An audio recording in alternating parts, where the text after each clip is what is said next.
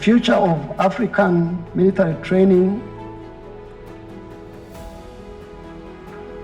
and education depends on the decisions and collaborations we foster here today.